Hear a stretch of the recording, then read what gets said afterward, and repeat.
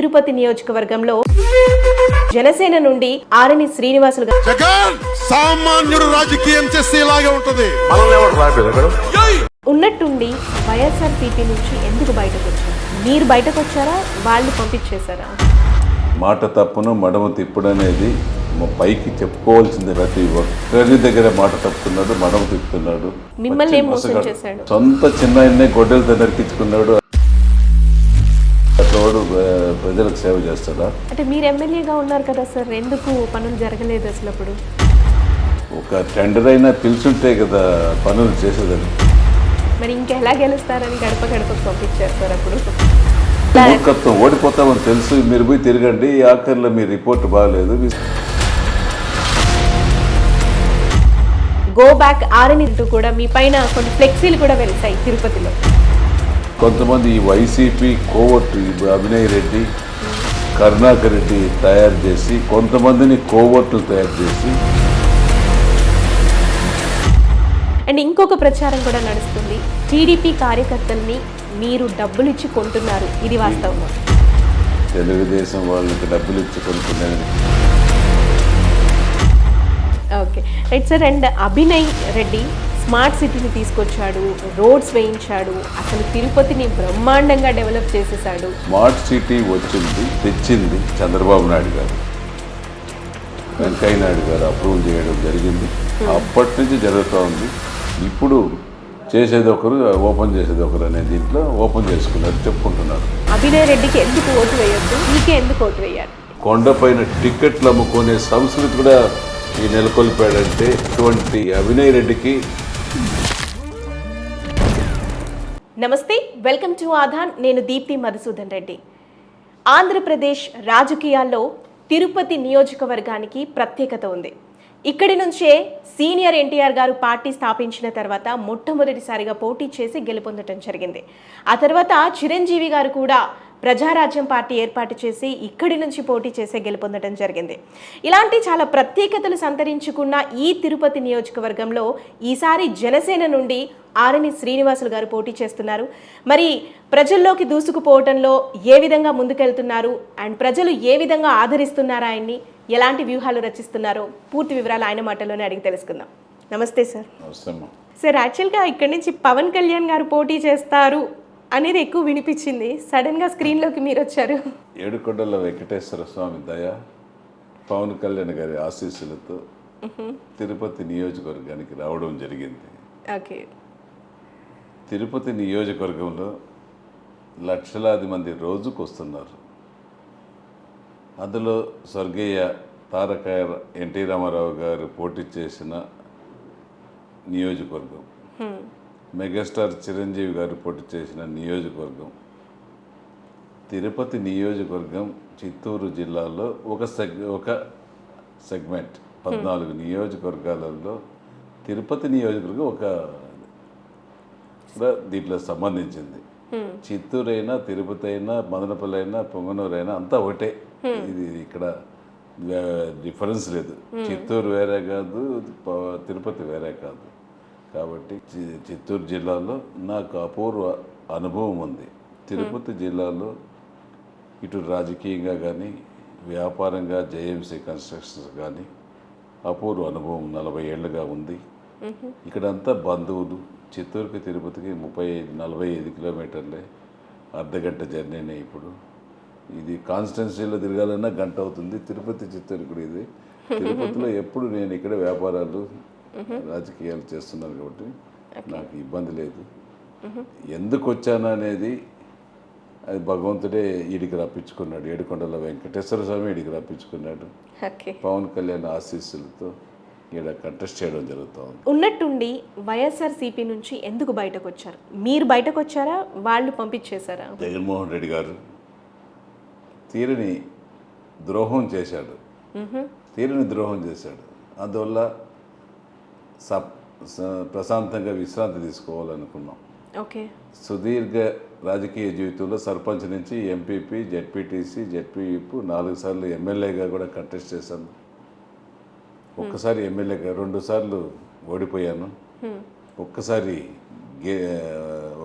ఓడిపోయాను, ఒకసారి గెలిచి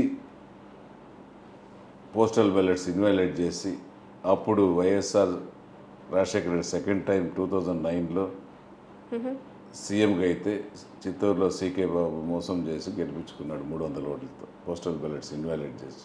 ఓకే. ఒకసారి 2014లో ఓడిపోయాను. ఒక్కసారి ఎమ్మెల్యే కావాలనుకున్నాను. 2019 నుంచి 2024 వరకు ఎమ్మెల్యే అయ్యాను. నా కోరిక తీరింది. ప్రశాంతంగా ఉండాలనుకున్నాను. 40 ఏళ్ళ రాజకీయ జీవితంలో నా అవసరాలు జనసేన పార్టీకి ఉంది, పవన్ కళ్యాణ్ గారికి అవసరం అని చిత్తూరు జిల్లాలో ఉండే జన సైనికులు, వీర మహిళలు అందరూ వచ్చి నువ్వు జనసేనలో చేరాలి, పవన్ కళ్యాణ్ గారికి సపోర్ట్ చేయాలి, మేమంతా ఉన్నాము, నువ్వు ఉంటే మాకు అవసరం, నీ అవసరం మాకు చాలా ఉంది, మాకు సపోర్ట్ కావాలి చిత్తూరు జిల్లాలో అంటే ఓకే, ఎందుకు చేయకూడదు. ప్రజారాజ్యంలో జిల్లా అధ్యక్షుడిగా చేశాను, తెలుగుదేశం పార్టీలో జిల్లా అధ్యక్షుడిగా చేశాను, వైఎస్ఆర్ కాంగ్రెస్ పార్టీలో జిల్లా అధ్యక్షుడిగా చేశాను. చిత్తూరు జిల్లాలో నాకున్నంత అనుభవం ఇటు తెలుగుదేశం కానీ, జనసేన కానీ, ప్రజారాజ్యం కానీ, వైఎస్ఆర్ కాంగ్రెస్ పార్టీ కానీ దాదాపు 15 సంవత్సరాల సుదీర్ఘ అనుభవం. ప్రతి నియోజకవర్గంలో, ప్రతి పట్టణంలో, ప్రతి విలేజ్లో మంచి అనుభవాలు ఉన్నాయి. ఇవన్నిటిని వదులుకోకూడదు అనేసి జనసేన సైనికులు చెప్తే వాళ్ళ ఆహ్వానం మేరకు పవన్ కళ్యాణ్ గారితో చేరడం జరిగింది. ఎమ్మెల్యే కావాలని నేను పవన్ కళ్యాణ్ గారిని కూడా అడగలేదు. రాజకీయాల్లోకి వచ్చి మీ అడుగులు అడుగు వేస్తాం, నీకు సపోర్ట్గా ఉంటాం. జన సైనికులు ప్రెషర్ పెట్టారు చిత్తూరు జిల్లాలో, వాళ్ళకు అడ్డగా ఉంటా, నీకు మద్దతు ఇస్తా, నీకు సపోర్ట్ చేస్తానని చెప్పడం, ఓకే వెల్కమ్ అనేసి పార్టీలకు తీసుకోవడం, చేరడం అన్నీ జరిగింది. అంటే వైఎస్ఆర్సీపీ పైన మీకు ఎలాంటి వ్యతిరేకత లేదు, కేవలం పవన్ కళ్యాణ్ గారికి సపోర్ట్ చేయాలన్న ఉద్దేశంతోనే బయటకు వచ్చారు. వైఎస్ఆర్ కాంగ్రెస్ పార్టీ పైన వ్యతిరేకత పచ్చి మోసం దగా చేశాడు. ఎమ్మెల్యేగా 3 నెలలకు ముందు 2023 డిసెంబర్లో 36,000తో గెలుస్తున్నాం అని చెప్పాడు. కానీ 6 నెలలకు ముందు, సంవత్సరం ముందు ఆయన లోపల ఒకటి బయట ఒకటి చెప్తాడు. ఆయన చెప్పే మాట వేరే, చేసేది వేరే. మాట తప్పును మడమ తిప్పుడు అనేది పైకి చెప్పుకోవాల్సిందే, మీటింగ్లలో గొంతు చించుకోవాల్సిందే తప్ప ప్రతి ఒక్కరి దగ్గర మాట తప్పుతున్నాడు, మడమ తిప్పుతున్నాడు. పచ్చి మోసం. ఆయన ఎమ్మెల్యే నాకు ఇస్తానని చెప్పి ఒక స్మగ్లర్కి ఇచ్చాడు చిత్తూరులో. అది జీర్ణించుకోలేకుండా పోయాను. నీకు రాజ్యసభ ఇస్తానన్నాడు. రాజ్యసభ నాకు ఆలోచన కూడా లేదు. రాజ్యసభ ఇస్తానన్నాడు. రాజ్యసభ లేదు, ఇంకొక సామాజిక వర్గానికి ఇచ్చుకున్నాడు. 74 నియోజకవర్గాలు ఉంటే రాయలసీమ 4, నెల్లూరు, ప్రకాశం జిల్లా 4 జిల్లాలలో ఉంటే 6 జిల్లాలలో 74 నియోజకవర్గాల్లో ఇద్దరు ఒక బలిజ సామాజిక వర్గం ఉంటే ఇద్దరిని తీసేశాడు. అంటే ఇంకా ఇటువంటి పార్టీలో మనం ఎందుకు ఉండాలనేసి ఈ పార్టీని వద్దు అనేసి నిర్ణయం తీసుకొని విశ్రాంతత ఉంటే ఇది నేపథ్యంలో ఇక్కడ చేరాల్సింది. జగన్మోహన్ రెడ్డి అంత దుర్మార్గుడు, మూర్ఖుడు ఇంకొక రాష్ట్రంలో, దేశంలో ఎవరు ఉండడు. సొంత చిన్నాయన్నే గొడ్డలతో నరికించుకున్నాడు. అట్లా వాడు ప్రజలకు సేవ చేస్తాడా? ఆలోచించండి. కోడి కత్తితో కోసుకొని 2019లో గెలిచాడు. సింపతి కోసం ఊరంతా తిరిగి ముద్దలు పెట్టి తిరిగాడు. ఎమ్మెల్యేలు అందరినీ మోసం చేశాడు. అందరికీ ఎమ్మెల్సీలు ఇస్తాను, రాజ్యసభ ఇస్తాను, ఆ పదవి వచ్చేది మనమే 175 వస్తున్నాడు. 2 సంవత్సరాలకు ముందే తెలుసు 0 అవుతుందనేసి పార్టీ జగన్మోహన్ రెడ్డికి. అందుకే ప్రజలందరినీ కూడా గడప గడపకు మన ప్రభుత్వం అనేసి ఈ సంక్షేమాలు చెప్పందని పంపించాడు. తిట్లు దండకాలతో పడి తిరిగాము నియోజకవర్గం అంతా. ఒక గొంత పూడ్చలేదు, ఒక రోడ్డు వేయలేదు, ఒక కాలువ గట్ల, ఒక లైట్ వేయలేదు, ఒక పైప్ వేయలేదు అనేసి అవమానాలు భరించలేకుండా ఆ విధమైన వ్యతిరేకత ఈ ప్రభుత్వం, రాక్షస ప్రభుత్వంలో ఉంది. అంటే మీరు ఎమ్మెల్యేగా ఉన్నారు కదా సార్, ఎందుకు పనులు జరగలేదు అసలు అప్పుడు? అంటే మీరు ఏదైతే పనులు జరగలేదు, ఒక స్ట్రీట్ లైట్ లేదు, గుంతలు పూడ్చలేదని అన్నారు కదా ప్రజలంతా, మీరే ఎమ్మెల్యేగా ఉన్నారు కదా, ఎందుకు అవి ఫినిష్ అవ్వలేదు? అంటే మీకు నిధులు రాలేదా, లేదంటే ఏ రకంగా? ఒక టెండర్ అయినా పిలుచుంటే కదా పనులు చేసేదానికి. ప్రభుత్వంలో గత ప్రభుత్వంలో నారా చంద్రబాబు నాయుడు గారు ప్రభుత్వంలో చేసిన పనులకే బిల్లులు ఇకపోతే ఈ ప్రభుత్వంలో ఒక టెండర్ బిల్లు లేదు, 1 లక్ష రూపాయలు శాంక్షన్ చేయలేదు. మరి ఇంకెలా గెలుస్తారని గడప గడపకు పంపించారు సార్ అప్పుడు. మూర్ఖత్వం, ఓడిపోతామని తెలుసు, మీరు పోయి తిరగండి, ఈ ఆఖరిలో మీ రిపోర్ట్ బాగాలేదు, మీ సర్వేలు బాగాలేదని మా పైన బ్లేమ్ బురద తెలియదని కోసం ఆయన చేసిన తప్పులు 1,00,000 తప్పులు, 1,00,000 తప్పులు ఉన్నాయి. ఇంకా భగవంతుడు కూడా క్షమించడు, ఎమ్మెల్యేని బలి చేశాడు. రైట్ సార్, ఇప్పుడు తిరుపతి విషయానికి వద్దాము. ఇక్కడ చాలామంది ఆశావహులు ఉన్నారు టీడీపీ నుంచి. వాళ్ళందరినీ కాదని మీకు టికెట్ ఇచ్చారు, కానీ వాళ్ళంతా కూడా మీ పైన చాలా వ్యతిరేకతతో ఉన్నారు. ఒకానొక టైంలో గో బ్యాక్ ఆర్ఎన్ఈ అంటూ కూడా మీ పైన కొన్ని ఫ్లెక్సీలు కూడా వెలిసాయి తిరుపతిలో. ఏం జరిగింది? తిరుపతిలో తెలుగుదేశం బలంగా ఉంది, జనసేన 10 సంవత్సరాలుగా కూడా బలంగా ఉంది. ఆశాహులు ఎక్కువ ఉన్నారు. తెలుగుదేశం పార్టీలో దాదాపు 10 మంది వరకు ఉన్నారు, జనసేనలో 2-3 ఉన్నారు. వాళ్ళకు నేను రావడం వాళ్ళకు బాధ కనిపించింది. ఇది ఎందుకు ఇక్కడ జనసేనకు వచ్చింది అనేది పవన్ కళ్యాణ్ గారు విశదంగా చెప్పడం జరిగింది. తెలుగుదేశం పార్టీ తెలుగుదేశం నాయకుడిని అరెస్ట్ చేసి జైల్లో పెడితే, తప్పు చేయకపోయినా కూడా అధికారాన్ని అడ్డం పెట్టుకొని జైల్లో పెడితే అది చలించి దాన్ని చూసుకొని ఇటువంటి మూర్ఖుడిని, అప్పటికే మూర్ఖుడు రాక్షసుడు, ఈ అంతం చేయాలా, బంగాళాఖాతంలో తొక్కాలా ఈ పార్టీని, జగన్మోహన్ రెడ్డిని తొక్కించాలా, ఇది అభివృద్ధి లేదు చేయలేదు అనేసి పవన్ కళ్యాణ్ చెప్తూ ఉన్నాడు. అటువంటి నేపథ్యంలో చంద్రబాబు లోపలేశాడు. లోపలేసిన దాన్ని బాధపడి మద్దతు తెలిపాడు. ఆ మద్దతు తెలిపిన దానికి 2 ఓటయ్యారు. ఎన్డీఏ ప్రభుత్వంలో మోదీని కూడా తీసుకురావడం జరిగింది పవన్ కళ్యాణ్ గారు. ఇది పొత్తులో భాగంగా తిరుపతి నియోజకవర్గం పవన్ కళ్యాణ్ గారే కంటెస్ట్ చేస్తారనేది అందరికీ తెలుసు. ఇది పవన్ కళ్యాణ్ గారు ఈ సీటు కావాలని ఆయన చెప్పాడు, ఇక్కడ తీసుకోవడం జరిగింది. తెలుగుదేశం పార్టీ ఆశావహులు బాధపడడం జరిగింది. కానీ 175 స్థానాలలో 21 స్థానమే జనసేన తీసుకున్నాడు. మిగిలిన స్థానాలంతా జనసేన కేడర్ మొత్తం తెలుగుదేశానికి సపోర్ట్ చేస్తాం. ఇది ఈ పొత్తుల భాగంగా ఇది ఇలా జరిగింది. ఆశావహులందరూ కూడా ఇట్లా చంద్రబాబు నాయుడు చెప్పడం జరిగింది, పవన్ కళ్యాణ్ గారు చెప్పడం జరిగింది. అందరూ సర్దుకున్నారు. కొంతమంది ఈ వైసీపీ కోవర్టు, అభినయ్ రెడ్డి, కరుణాకర్ రెడ్డి తయారు చేసి, కొంతమందిని కోవర్టులు తయారు చేసి డబ్బులు ఇచ్చి గో బ్యాక్ అని ఫ్లెక్సీలు పెట్టించడం జరిగింది. ఓకే, పార్టీ వాళ్ళు ఎవరు పెట్టలేదు, తెలుగుదేశం వాళ్ళు ఎవరు పెట్టలేదు, జనసేన వాళ్ళు ఎవరు పెట్టలేదు. కేవలం కుయుక్తులవన్నీ, ఈ ఎన్ని కుయుక్తులు ఎలా పన్నాలనేది కరుణాకర్ రెడ్డికి వెన్నతో పెట్టిన విద్య. అభినయ్ రెడ్డికి అదే తానులో ఉన్నాడు కాబట్టి అతనికి దానికంటే మించినది అపూర్వ మేధావితనం ఉంది, అతని తెలివి. దానితో కొంతమందికి డబ్బులు ఇచ్చి ఆ పార్టీలో డోళ్ళు పెట్టి ఫ్లెక్సీలు పెట్టించారు. అంతేగాని తెలుగుదేశం టీడీపీ వాళ్ళు కానీ జనసేన వాళ్ళు కానీ ఫ్లెక్సీలు పెట్టలేదు, గోబ్యాక్లు బాధపడడం జరిగింది. దాన్ని సర్దుకున్నారు. ఏ పరిస్థితుల్లో ఈ తిరుపతి సీటు జనసేనకి ఇచ్చారని విశదంగా చెప్పే లోపల సర్దుకున్నారు. అంటే బయటికి నవ్వుతూ మీకు సపోర్ట్ చేస్తున్నట్టే ఉన్నారు, కానీ మీకు వెనక కొవ్వొట్టులు తయారయ్యారు, మీకు సపోర్ట్ లేదు అనేది ప్రచారం బాగా వెళ్తుంది. అది వాస్తవమా కాదా? 100% అది కాదు. ఈ తెలుగుదేశం పార్టీ ఒక కమిటెడ్ పార్టీ. జనసేన అనేది పవన్ కళ్యాణ్ ఏమి చెప్తే అది వేదం. బావిలో దూకమన్నా దూకేదానికి పవన్ సైనికులు, వీర మహిళలు రెడీగా ఉన్నారు.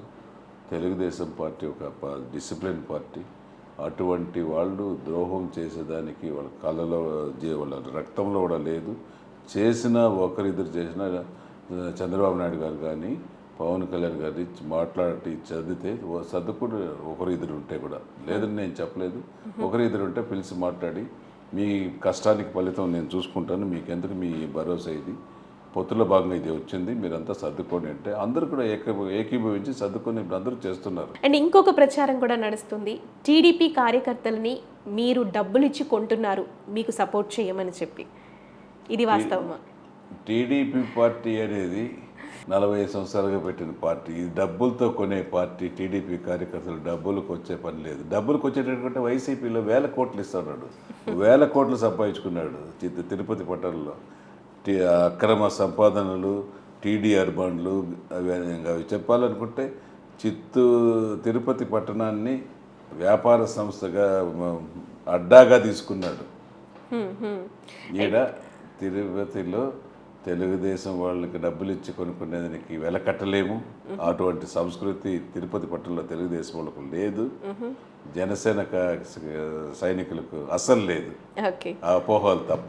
Okay, right sir. And Abhinay Reddy ఇక్కడ డిప్యూటీ మేయర్గా ఉన్నప్పుడే స్మార్ట్ సిటీని తీసుకొచ్చాడు, రోడ్స్ వేయించాడు, అసలు తిరుపతిని బ్రహ్మాండంగా డెవలప్ చేసేసాడు.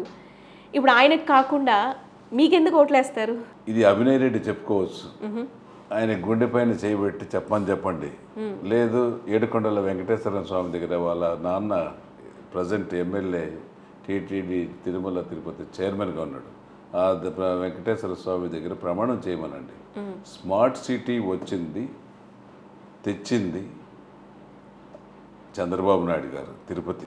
గతంలో ఎన్డీఏ ప్రభుత్వంలో వెంకయ్య నాయుడు గారు గ్రామీణాభివృద్ధి మంత్రిగా ఉన్నప్పుడు దీన్ని ఆయనకు దగ్గరికి లెటర్లు రాసి తిరుపతి సొంత జిల్లా కాబట్టి దీన్ని స్మార్ట్ సిటీగా చేయాలి, ఇది ఒక పుణ్యక్షేత్రం అని మోదీ గారిని ఒప్పించి వెంకయ్య నాయుడు గారిని ఒప్పించి ఆయన హయాంలో తెచ్చి ఆయన హయాంలో చేసిన అభివృద్ధి ఈయన హయాంలో ఒక అభివృద్ధి చేయలేదు. ఇదే నేను ఈరోజు అడుగుతాను, రాష్ట్ర ప్రభుత్వం నుంచి ₹1,00,000 తెచ్చి నువ్వు ఏ పనైనా చేసావా తిరుపతి నియోజకవర్గంలో నీ గుండెపైన చేపెట్టుకొని ప్రజలకు చెప్తున్నా. ప్రజలకు తెలుసు ఏ డబ్బులతో అభినయ్ రెడ్డి ఈడ చేశాడు అనేసి ప్రజలకు తెలుసు, తిరుపతి ప్రజలకు. ఆయన చెప్పుకోవచ్చు రోడ్లు వేసేసాము, ఫ్లైఓవర్ కట్టేసాము అనేసి. అది మొత్తం చంద్రబాబు నాయుడు హయాంలో జరిగింది, శాంక్షన్ అయింది, వెంకయ్య నాయుడు గారు అప్రూవల్ చేయడం జరిగింది. అప్పటి నుంచి జరుగుతూ ఉంది. ఇప్పుడు చేసేది ఒకరు, ఓపెన్ చేసేది ఒకరు అనే దీంట్లో ఓపెన్ చేసుకున్నారు, చెప్పుకుంటున్నారు. కొన్ని రోడ్లు మున్సిపల్లో టీటీడీలతో చేశారు. ఆ వేసిన రోడ్లందరూ కూడా సొంత భూములకు వైఎస్ఆర్ కాంగ్రెస్ పార్టీలో ఉన్న సలహాదారులు వాళ్ళ జాగాలకు, వాళ్ళ ల్యాండ్కు, వాళ్ళ తోపులకు, వాళ్ళ ఫామ్ హౌస్లకు వేసుకున్నాడు. అవుట్స్కట్స్లో రోడ్లు, ప్రజలకు ఉపయోగపడే రోడ్డు ఒక్కటి కూడా వేయలేదు. ఈ వారధి పేరుతో టీడీఆర్ బాండ్లు ఇచ్చాడు. 3,000 కోట్ల రూపాయలు టీడీఆర్ బాండ్లు భవన యజమానులకు ఇవ్వకుండా మార్కెట్ రేటు తగ్గించి, రిజిస్ట్రేషన్ రేట్లు తగ్గించుకొని అవకతవకలు చేసి గబ్బు పట్టించాడు తిరుపతి భవన కార్మికుల ఇళ్ళు. దాదాపు 2,000-3,000 ఇండ్ల యజమానుల్ని అప్పుల పాలు చేశాడు. వాళ్ళందరూ కూడా ఇవన్నీ తెలుసుకొని పిటిషన్లు పెట్టి ఇచ్చేస్తే ప్రభుత్వమే ఆ టీడీఆర్ బాండ్లని రద్దు చేసిన విషయం కూడా రీసెంట్గా 1-2 నెలల ముందు రద్దు కూడా చేసింది. ఎమ్మెల్యే చేసింది తప్పు, పొరపాటు అని మొత్తం రద్దు చేశాడు. వచ్చేది ఎన్డీఏ ప్రభుత్వం ఖచ్చితంగా కూడా పవన్ కళ్యాణ్ గారి నాయకత్వంలో తిరుపతి పట్టణంలో జనసేన అభ్యర్థిగా పవన్ కళ్యాణ్ నియమించారు. ప్రతి సమస్యను పవన్ కళ్యాణ్ గారికి తీసుకెళ్ళి ఈ విధంగా తిరుపతి పుణ్యక్షేత్రంలో ఫ్లైఓవర్ కింద టీడీఆర్ బాండ్లు, ఒక పక్క గంజాయి 600-700 మంది యువకులు పెట్టి సంపాదించుకున్నాడు. ఇప్పుడు బాగా తిరుగుతున్నారు కదా సార్, ప్రధానంగా అసలు ఏ సమస్యల్ని గుర్తించారు తిరుపతిలో? తిరుపతిలో రోజు రోజుకు ఆధ్యాత్మిక కేంద్రం, దీంట్లో చాలా గుర్తించాం.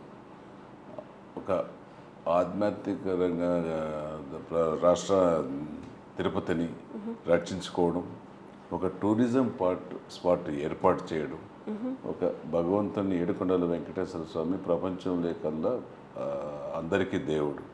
ప్రతి ఒక్కరూ వెంకటేశ్వర స్వామిని దర్శిస్తారు సంవత్సరానికి ఒక్కసారి. రోజుకు 80,000 నుంచి 1,00,000 మంది వస్తున్నారు. వాళ్ళందరూ కూడా ఇక్కడ ఉంటున్నారు, వెళ్ళిపోతున్నారు. వాళ్ళకి ఎటువంటి ఇబ్బందులు లేకుండా ఇక్కడ కొన్ని సౌకర్యాలు చేయాల్సినవి ఉన్నాయి.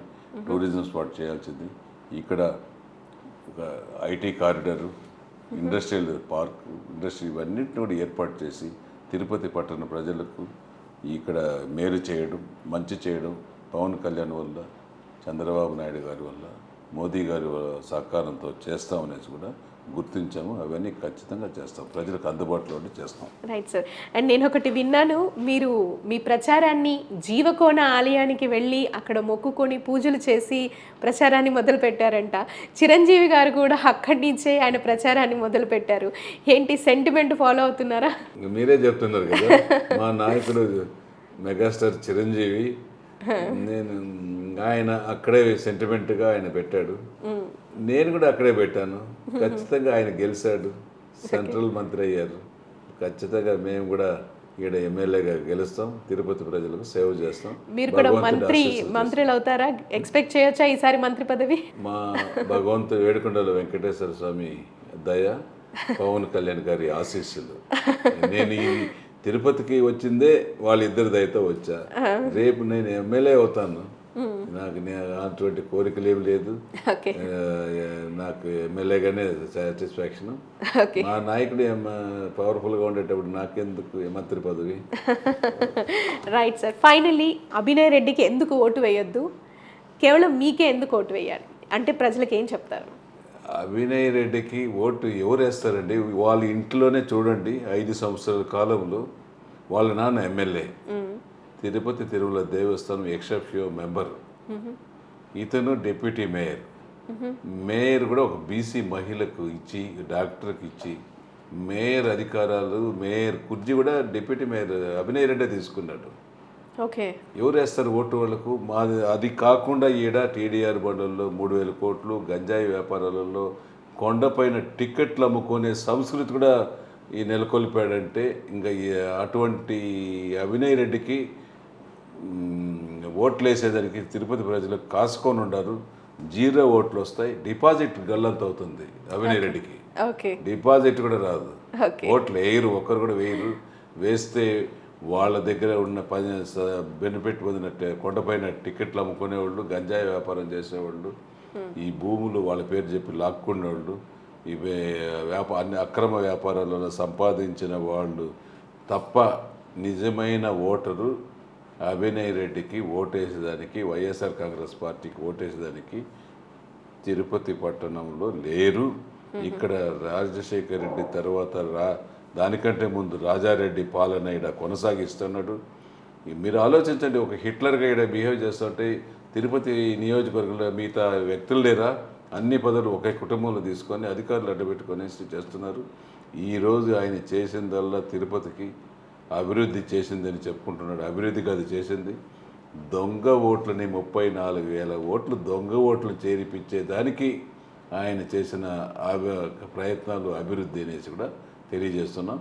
ఆ దొంగ ఓట్లన్నింటినీ కూడా తరిమి కొట్టేదానికి ప్రణాళికలు రచించాము. ఖచ్చితంగా కూడా రేపు ఒక్క దొంగ ఓటు కూడా తిరుపతి నియోజకవర్గంలో పోలు కానియకుండా ఉండే బాధ్యత మేము తీసుకుంటామని తెలియజేస్తున్నాం. Right sir, thank you so much అండి. థ్యాంక్ యూ నమ్మ.